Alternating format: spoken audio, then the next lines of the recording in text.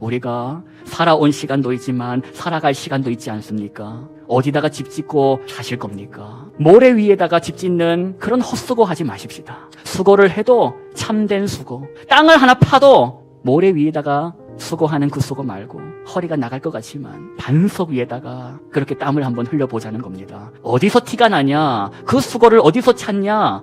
홍수가 올 때 그때 알게 될 것입니다. 내가 이 홍수로 인해 떠내려가고 있다면 내가 엉뚱한 곳에 집 짓고 살았구나. 그런데 홍수가 찾아올 때에 든든히 버티고 있다면 야, 내가 참된 사랑에 수고하고 살았구나. 사람 의지하다가는, 시설 의지하다가는 홍수 떠밀려올 때 그 시설과 그 사람과 더불어 쓸려가는 것입니다. 오직 말씀. 내가 예수를 향한 그 사랑, 말씀이 동기가 되어야 한다. 신앙생활하는 동기도 하나님의 은혜에 응답하는 그것이 동기가 되어야 한다. 내 문제가 해결되는 것이 다른 사람 눈 뜨는 것보다, 심지어 죽은 사람이 살아나는 것보다 더 먼저 되어야 한다. 이런 생각이 사람에게 있다는 겁니다. 저와 여러분에게도 그런 마음이 있다는 겁니다. 아니라고 말씀하실 분 계십니까? 저 사람 가정의 문제가 해결되는 것보다 더 중요한 거, 우리 집 문제가 해결되는 거, 그런 마음이 내 안에 있더라. 내 생각에는 내 기도 먼저 들어주셔야 되는데 그건 자꾸 미루시는지 도무지간에 하나님 내가 답답해서 못 살겠다는 겁니다.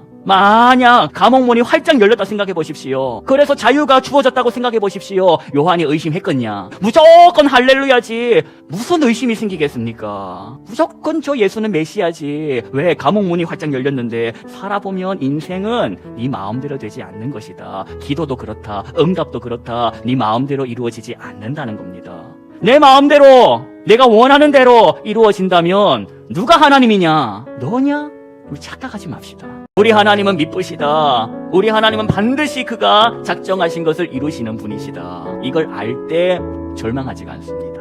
신앙생활 하다 보면 스스로 생각해도 얼굴을 들지 못하는 때가 종종 있습니다. 내가 왜 그때 그런 말을 했을까? 왜 내가 그때 그런 선택을 했을까? 돌아서면 그게 몹시 후회스럽고 정말이지 옛말대로 쥐구멍이라도 하나 있으면 들어가 버리고 싶을 때가 신앙생활 하다 보면 종종 있습니다.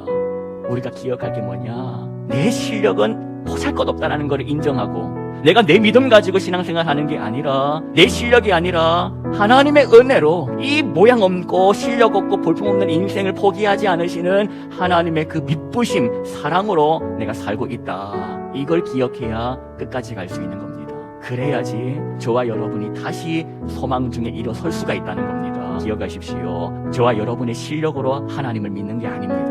은혜로 믿어지게 하셨고 그 은혜를 힘입어 오늘을 살고 있는 겁니다. 야구 모르는 사람에게 야구를 가르쳐줘야 야구를 할 거 아닙니까?